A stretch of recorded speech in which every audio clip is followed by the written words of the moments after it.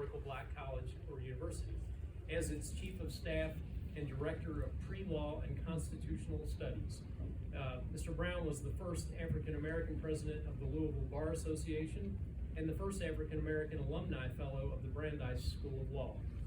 He served as chairman of the Louisville Regional Airport Authority for 6 years and is currently serving as a member of the Kentucky State Board of Elections and Louisville Arena Authority, and is a life member of Kappa Alpha Psi fraternity. So join me in welcoming, I refer to him as Secretary Brown.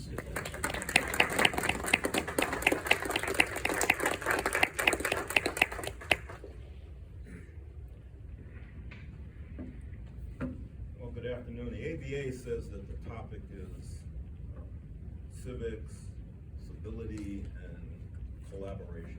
Let me start with civics, because if we were standing outside, which I'm glad we're not, it would have been a perfect backdrop for talking about some of what Judge Edwards was saying, which was civics.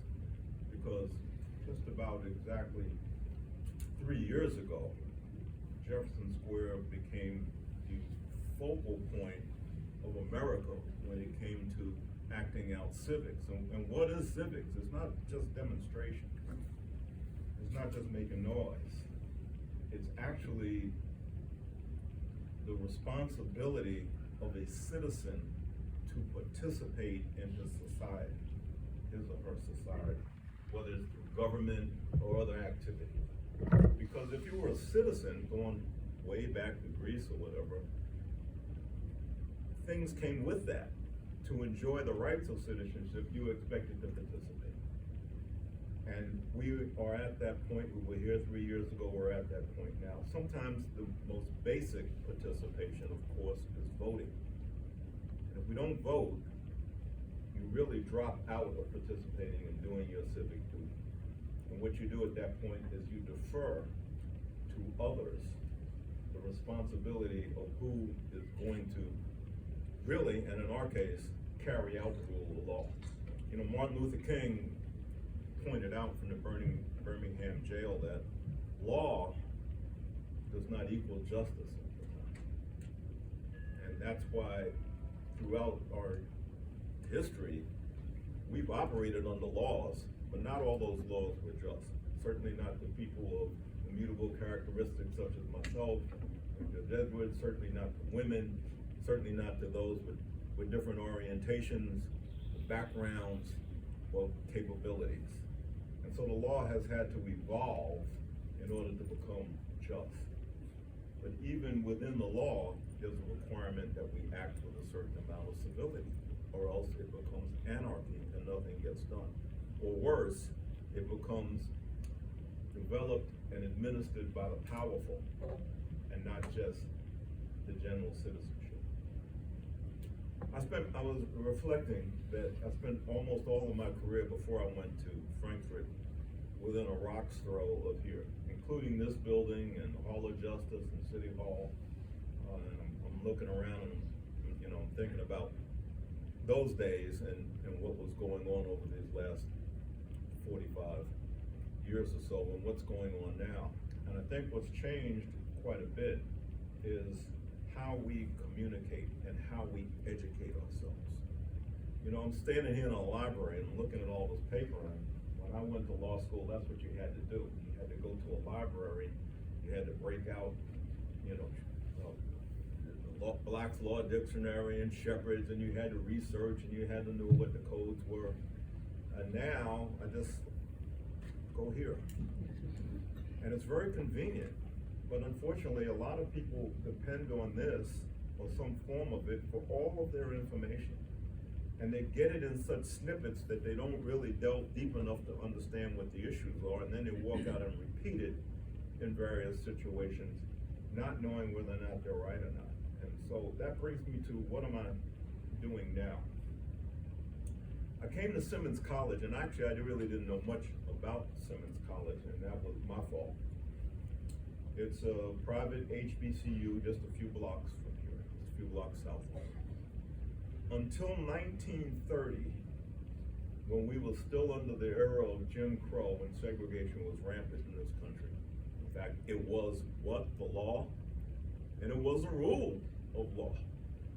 And as you know, that was when it was de jure and not just de facto.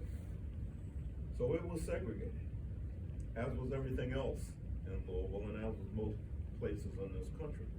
Simmons at that point in time had a law school and a medical school, and what was called a normal school for teacher education. And then came the Great Depression, and then the ABA in cohort with the AMA and laws in Kentucky, you can go look it up, known as the Day Law, managed to create an environment where Simmons couldn't survive, and it went bankrupt and was bought out by the University of Louisville, and all those programs went away. It had been founded in 1879. And so when I was looking at, I'm thinking of retiring from government, what was I gonna do to try to hopefully lend some of this experience to young minds? It struck me that that was a good place to go, because they were coming back. It was like a, no pun, a phoenix coming back to the educational stature that they once had. And I wanted to go and help people go to law school. I started law school in 1977 when I got out of service. Many people think because I'm a lawyer, I was a JAG officer. I was not.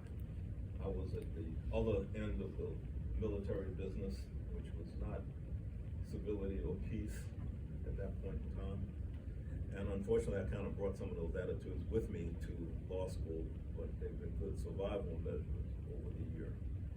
And I wanted to come to Simmons to help reinforce what we're looking at as far as the rule of law, which means all of the activities that happen in that square, and all of the activities of marches and everything, they can produce and they can highlight the injustices, the inequities in our system.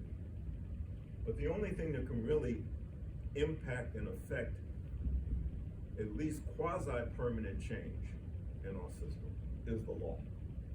Or else it's just gonna be dependent on the whim or the arbitrary of whoever happens to be in power. It's only the law that can make it go forward. Now, we know that the law is changing. We've seen it change at the Supreme Court recently. It could change again, sometimes for the best. I tell people when they talk about precedent, please remember that Plessy versus Ferguson was a precedent for as long as Roe versus Wade. So sometimes change comes, whether you like it or not.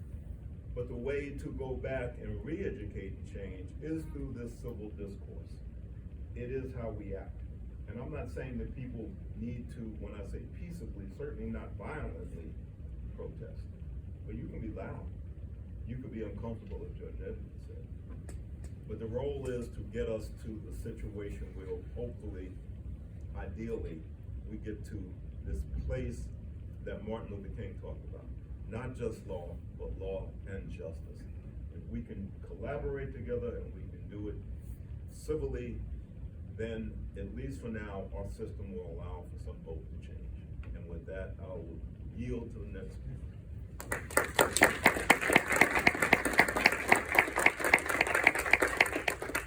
Thank you, Mr. Brown. And Simmons College is one of my neighbors. And if you, literally, I live in the neighborhood there. If you get a chance, please become a supporter of them. As he said, they're kind of restarting a very old tradition and a very important addition to our community. Our next speaker came to us from Evansville, like literally just came down from Evansville. Appreciate that. Dr. Matt Hanka is an associate professor of political science at the University of Southern Indiana in Evansville. He earned a BA in history and politics from the Catholic University of America in Washington, D.C., and an MA in political science and PhD in urban and public affairs, both from the University of Louisville. I didn't notice that until I just read it. All right. Served as the director of the Master of Public Administration program at USI from 2010 to 2018. His research interests have included housing policy, community development, urban policy and governance, strategic planning, and social capital. And I'm going to come back to the social capital thing because that was really interesting in one of his books that he has published recently. He's published in 11 different peer-reviewed journals, has given over 40 academic conference presentations, numerous symposia, colloquia, panel presentations, and presented at a TEDx talk in Evansville in 2018 on permanent supportive housing using the Housing First model to house the chronically homeless. Not like we have any issues like that anymore. He is the author of the book, and this is where I noticed the social capital thing. The book's called What is Happening in Your Community? Why Community Development Matters. It's published by Lexington Books in 2021, and he's currently writing a book on our own merger called Merger Dreams, about the merger of Louisville and Jefferson County government, for those of us who were around for that in 2003. He has served as the director of the Commission on Homelessness in Evansville and Vanderburgh County, served as co-chair of Housing Organizations United Serving Evansville, and a current member of the Evansville Affordable Housing Trust Fund Advisory Committee. He's also the former president of the Indiana Political Science Association and the Indiana chapter for the American Society of Public Administration. And I have to say, he also provides commentary on Indiana and Kentucky politics. And this is where I've gotten to know him from afar a little bit. I do like following the news in both Paducah and Evansville, so I know what's going on in the rest of Kentucky. And he's a regular on the Evansville TV. So I think everybody from the dog catcher races to the presidential race has been a commentary at one time or another. So join me in welcoming Professor Hanka from Evansville. Thank you. Thank you very much. Thank you, Todd. Thank you very much for coming and for being inside. And thank you, Todd, for your introduction. And I want to acknowledge Susan Wells. Susan invited me to be a part of the panel. I've known Susan for years when I lived here and we were parishioners at the Cathedral of the Assumption. So thank you, Susan. I appreciate it. This is, the themes are very important when we talk about citizenship. It's what I do. I'm a professor of political science, and a lot of what we try to do is produce good, thoughtful citizens to be productive members of a democratic polity, sometimes the democratic society, and we do this. And we also use this term, I've been using this term the last couple of years of producing thought leaders. And that you see that some in higher ed kind of circles, that we're just not giving you that diploma. We want you to critically think, and we want you to use what you learned to make your world better. And that's what citizenship is all about. There is this distinction, even though there's overlap between civics and political science. A lot of what we do as political scientists is we look at the study of politics, we look at systems of governance versus government, we look at all the institution processes, behaviors, public policies, the role of power, we look at all these sorts of things, but that's not quite civics. Civics is about the relationship, as Secretary Brown talked about, the relationship that a citizen has with where they live, with their state, with their locality. And it's not always just about voting. Voting is an extremely important action we do as citizens. But it's also serving on juries. It's also participating in community meetings and activities. It's following laws, understanding the meaning and context of those laws and why they matter. And it was a great point of understanding the laws may not have always been just over the years. And that if there are laws, and we make them better and more just for all. And so it's all those duties that are associated with it which makes us citizens. And there are obligations to citizenship that, frankly, a lot of people think that are eroding in terms of our understanding of what our obligations are. And I have this quote from former Congressman Lee Hamilton. Many of you probably know him. He's our congressman in the 9th District across the river. And he was an Evansville native from what I learned, but obviously Lee Hamilton was perhaps probably one of our finest statesmen we've had, at least in the Congress. And he had a great quote where he said, "The obligation of citizenship is to make your corner of the world a little better." Citizenship is about making your corner of the world better. And that's true. We live here, Louisville, Kentucky. We live in an area. This is what we call home. This is how we identify with. And so leaving your place better than where you left it is a good, successful citizen. The civility part of it is very interesting, because civility, a lot of times people have some confusing sort of things about what it means for civility. And civility is not always totally agreeing with your opponent or being polite or being nice. Not always about this. The author, maybe you've heard of the author Os Guinness. Yes, that Guinness, Os Guinness, wrote this book called The Case for Civility. And he kind of dabbles a little in religious circles, evangelical circles, but the kind of message he has about the importance of civility in our public square is incredibly important. He had a great quote. He also said, "Civility is not niceness, not squishy indifference. Civility is not a matter of moral indifference. The right to believe anything," and he kind of uses this term freedom of conscience, our ability to believe anything, does not mean that anything anyone believes is always right. That we have our right to believe what we want to believe, but it doesn't mean that we should be so sure of ourselves that we discount any viewpoints that are of somebody else, that everybody else has. We have to be in a position where we are free to hear people's viewpoints and free to respect other people. And when we also agree, obviously we agree, but when we disagree, we handle it in an important way. And we try to learn for it. A lot of times when it comes to discourse and debate, I remember seeing this in a textbook where it was actually it was on the civil rights movement. It was giving opposing viewpoints, and there was this tagline in the book that says, "Opposing viewpoints to prepare students to know the opposite viewpoint better than their own."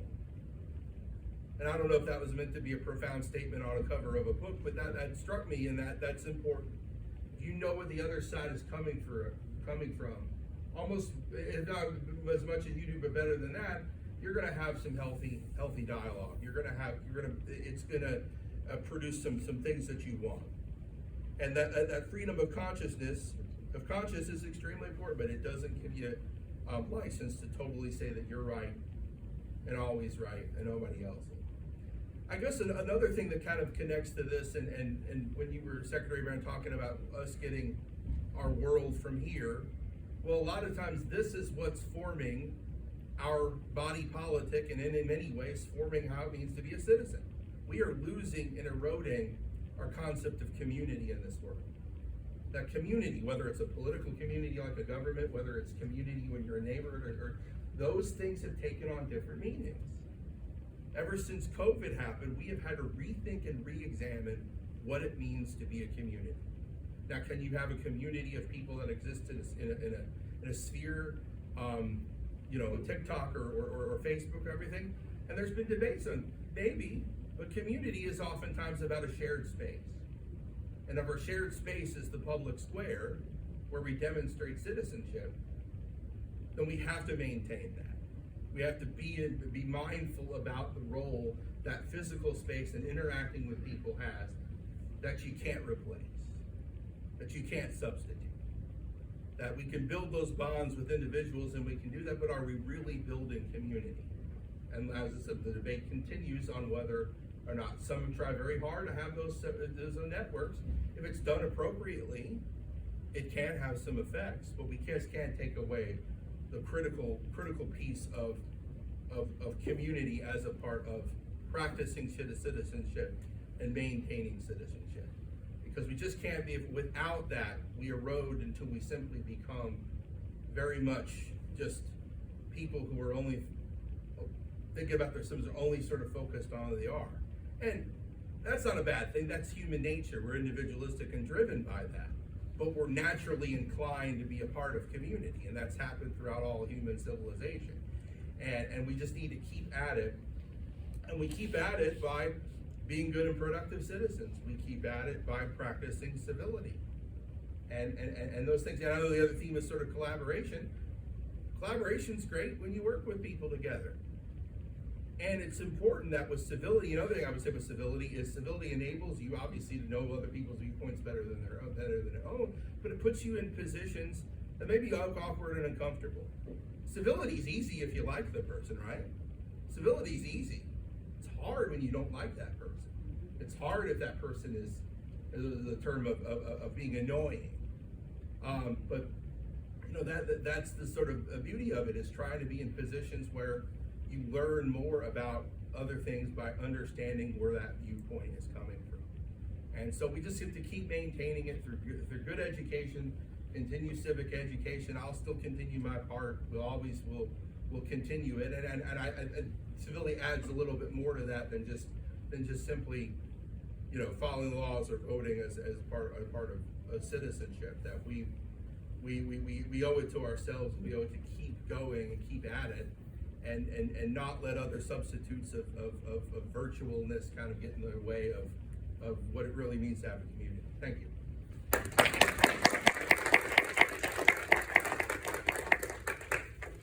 And Professor Hanka told me, is anybody here from Indiana? A registered voter in Indiana? Oh, yeah, right. You have a primary card. I just found that out. Yeah. Who knew? Remember to be civil, but you don't have to agree, because you only get to pick one. The next couple of speakers, so this is an event sponsored by the American Bar Association.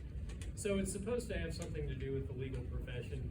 And there was some talk of whether, well, the one profession left where there still has to be face-to-face communication with opponents is the legal profession, particularly those of us who are courtroom lawyers. And so there was some discussion about, well, is that a model of civility? Like, should people watch what lawyers do in a courtroom and think that's a good way to be civil? Or is it really not a good model? I think the lawyers in the room, we could probably give you about 50-50, right? From what we see day to day. I invited the next two because, number one, I think that each one of them, if there were such a thing, would deserve the highest civility award in the practice of law in the courtroom. They are from each side of the criminal bar, and I'm going to add this, after 26 years myself, most of that in the criminal bar, but a decent amount of civil experience. Those two areas of law, civil and criminal, are definitely misnamed in terms of the civility I've seen lawyers practice toward each other. So yeah, I have invited two folks who are in an area of law, and they can talk more about it, but sometimes someone's life or the rest of their life and their liberty is on the line, not whether a contract got breached. So you'd think that that would be a heated environment that would lead to a lot of uncivility. And actually, they are both excellent practitioners in the art of being civil when the stakes are that high. The first one is Amy Hanna. She's the director of training at the Louisville Metro Public Defender's Office, and she's been there since 2004, the year I met and married my wife as a Commonwealth attorney when she was in the Public Defender's Office. We were very civil. Amy got her undergraduate degree from the American University also, and graduated from the University of St. Thomas School of Law. That sounds very lavish, Amy. You have to tell us about the St. Thomas School. She lives in Louisville with her husband Chris, who's over there, and their daughter Ash. And Amy's a career public defender, and we'd like to hear from her first, and then Ebert Haegele from the Commonwealth Attorney's Office.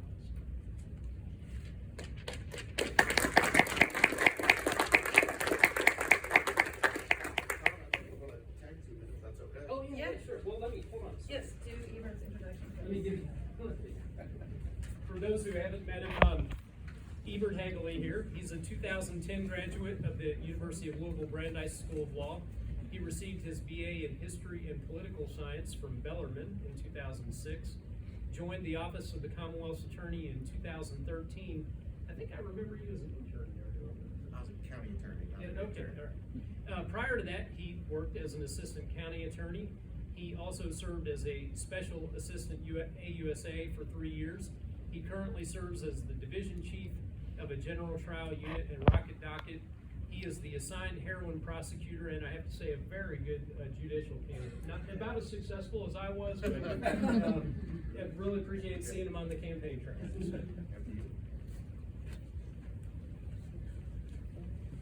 Go ahead. No, you please. Okay, so. See, this is how civil we are. Yes. I have been blessed to work for Tom Wine, who could not be here today. And when you think of somebody, or I think of somebody that is the epitome of civility, it's Mr. Wine. He encourages, all of his prosecutors to follow the rules and to do justice and to seek justice. And really enables us to do that and encourages collaboration with all the partners of justice. Amy and I are on the phone probably every day, if not every other day, trying to find a unique response or answer to a difficult problem that's come up, because you have to write laws, you know, that are good for the masses, but we're dealing with people. And it's really a blessing to have someone at the head of our office to encourage us to treat people like people, not like a stat, not like a charge, and to look for the best outcome from them. And really, when you treat prosecution like that or criminal law like that, you have to be civil to the other side, because how can I seek justice? How can I do justice if I think Amy's my enemy? We might disagree. We will go into courtrooms and give each other the what have yous, but at the end of the day, we're all trying to do what's best for that person and what's best for our community. And I think it's interesting that Ebert and I are the two from our respective offices talking, because Ebert and I have been very lucky to be able to collaborate on issues globally. During the pandemic, Ebert and I would appoint people. We got hundreds of people out of the jail in very short order. And that was all because both sides said, hey, this is what we have to do. I would agree with what Ebert says. There are days I'm mad, I'm angry, and any of you that know me know that that is how I am. But a really valuable lesson I learned early on, and it was two LMPD detectives that taught it to me. And to this day, whenever I see one of the two, he always says, if I'm ever in trouble, you're my lawyer. I was 2 weeks out passing the bar, and I was so ready to go, and I was gonna save the world. And they came in, and I went in hot. And they're like, hey, we wanna get some restitution. We're not gonna jam your guy up, this will be really easy. And I kind of looked at him, I was like, okay. And then I had to think, and that taught me then, and what I try and instill in young lawyers today is you can wanna save the world and you can wanna change the world, but you have to be able to do it in a way that you're not gonna do harm to the person you're trying to help. And you have to be open to seeing that, well, we may not always agree, we can accomplish something that is good for both. For me, it's gonna always be for my client, and for Ebert, the community, so.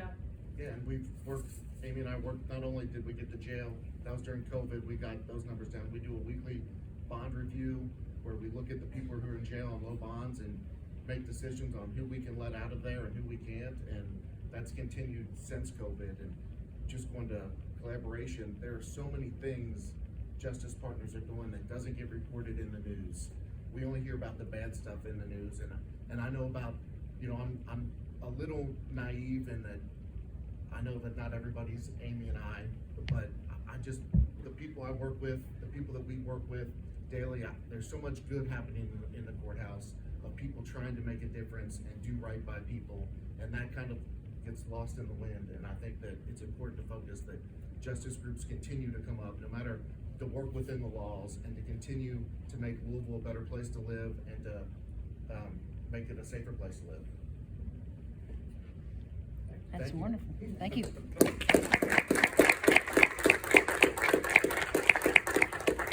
Well, we'll do this sort of panel, you can walk up if you want. I guess each one of these are sort of targeted to a speaker, they can probably figure out which one. Not to name any names, but Judge Edwards. And I ask you the same question every year, so I'm gonna ask you, what do you feel is the place of elections, we talked about being a voter, in selecting the judiciary? Because it seems like sometimes the federal system is a demonstration that that's not a great idea. It's not a great idea to have an appointment system. People should have maybe more say in who their judges are, more immediate say. We've seen some issues over ethics and so on of lifetime appointees. But then there are problems also with directly electing judges a lot of times. So any thoughts on that?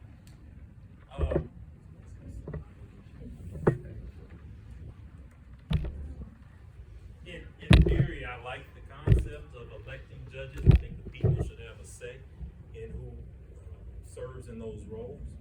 And this isn't directed to you all because you all are engaged. I don't think the people are doing a good enough job of owning that responsibility. You all are. You're here. You're at Law Day, you know, and you all are engaged. Imagine everybody here votes. Everybody here knows who they are voting for. But I think judicial elections far too little attention is given to it. And I put some of the blame on our media, because not a lot of, you turn on the news every night, we own the first 20 minutes of any newscast. It's all about what's going on in the court system. But when it comes to judicial elections, they don't pay much attention. People don't talk about it. For those of us who ran, you go to forums, we're the last ones that get to speak. Everybody else gets to speak first. Nobody really takes the time, or I should say, people in general in our community don't take enough time and put enough attention into who they're putting in these positions. So that gets back, I think, to answer your question directly, Ty, I like the concept. I think it's better. I think there's an accountability that is a good thing. I think lifetime appointments like you have in federal court can be problematic for obvious reasons. But I think that our community needs to do a better job of investing and educating themselves about the people who are running for these seats.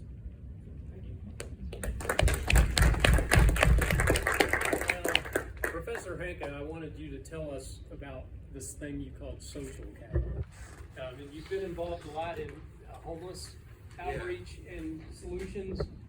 Seems like every 3 to 5 years here in this city, we've scooted all the people out from under the overpasses, so all our Derby guests are not aware that we have a homeless problem. And we have civic leaders that are trying very hard to address it. Okay. What does it mean, social capital? You want me to come here or Yeah, up there? sure. So, thank you. When we talk about social capital, we refer to those networks and relationships that are built between groups, institutions, communities, and the benefits that derive from such relationships and networks. And has anyone ever heard of the book Bowling Alone? Robert Putnam. Okay, so Robert Putnam's a Harvard political scientist and kind of, in many ways, kind of wrote the tome, if you will, of kind of expanding this sort of notion. And there is this linkage, so there's several kinds of social capital. There are those that are the bonding social capital. So how do I relate well with people in my family or in my little village or area? And then there's bridging social capital, and that's, within areas that are sort of in my neighborhood and in ways that I can make those bridges as a way of enhancing the quality of life around us. And then there's a third sort of element to called linking social capital, where we take people and link them to these associations or organizations that they can use towards in making their world better. And so there is this, in a lot of the studies, have sort of affirmed that high levels of social capital lead to greater civic engagement. So if you have these high levels of social capital that are beyond sort of the bonding level, the bridging and the linking, you make a community stronger. And part of that argument Putnam made was saying we're seeing an erosion of this. And he wrote this 25 years ago before we really had technology, but he attributed the technology as sort of eroding. And why it's Bowling Alone is people do not participate in these voluntary associations. And that's kind of the sauce of American democracy in our culture. That's the thing, if you've read Alexis de Tocqueville's Democracy in America, when he came over here to study the prison systems in France, that's the thing he noticed, that the Americas have, it's the habits of the heart, if you will, that this is sort of things like being able to be a part of these things are things that Americans do unconsciously, that's what struck him compared to European societies. Americans were joiners, and we've been joiners. And when we stop joining and participating in civic life, in the public square, in these, we don't build social capital. And it's not an easy thing. A lot of communities die because they don't have those high levels of social capital. There's another book, not to keep sort of throwing books around like a professor or anything, but there is this book called Why the Garden Club Couldn't Save Youngstown. And it actually talks about how communities that are post-industrial die because they did not evolve their social capital. They were too bonding, they were too close to their family units, that they didn't bridge beyond their family in the neighborhoods and communities and do that. And so Allentown, Pennsylvania, he compared Allentown, Pennsylvania, they grew and thrived.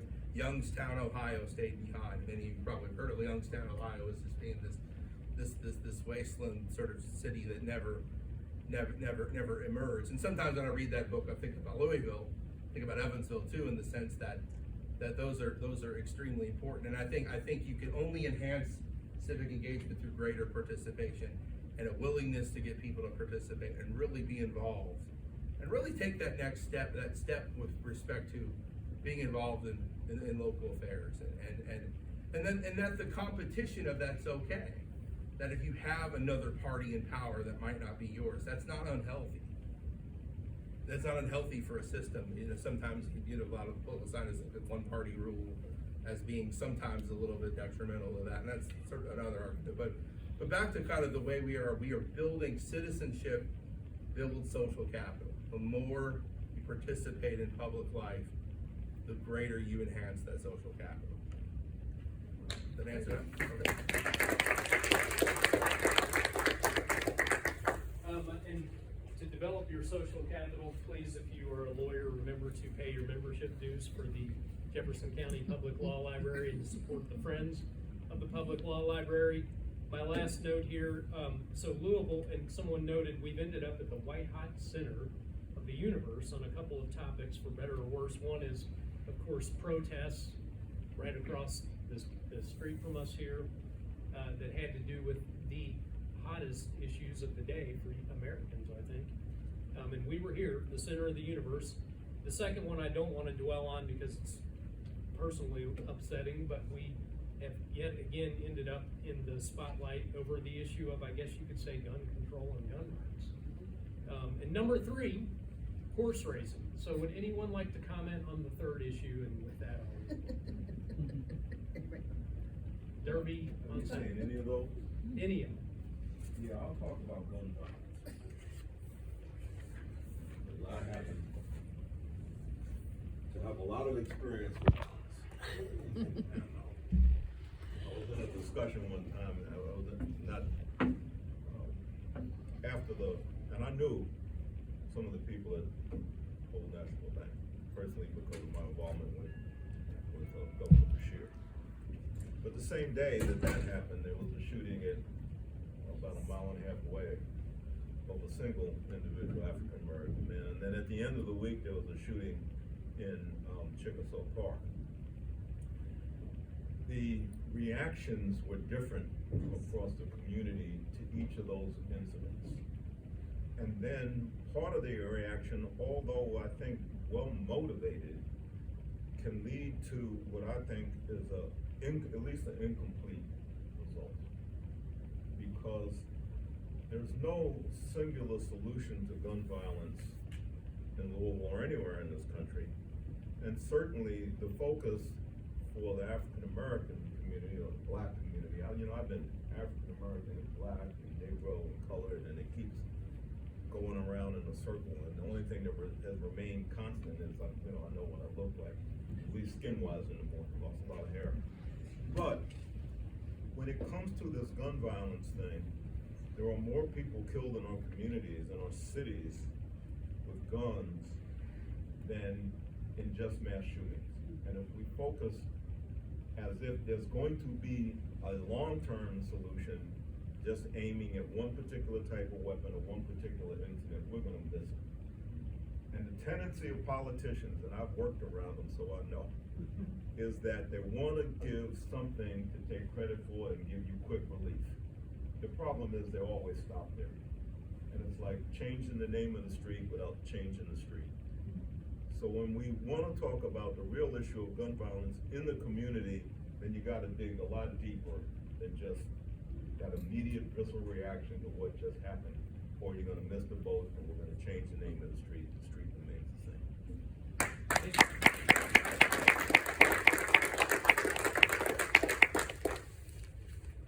Well, that'll conclude our program, unless any of the speakers wish to add anything else. Appreciate you coming to Law Day. It's usually a little more raucous, bigger crowd, so come back next year and we promise better weather, right? So take today's themes and bring them back to your life and get people motivated to be civil, collaborate, and what's the other thing they're supposed to do? Civility. Civics. Yeah. Be a civic participant. Be a good citizen, yes. Thank you very much.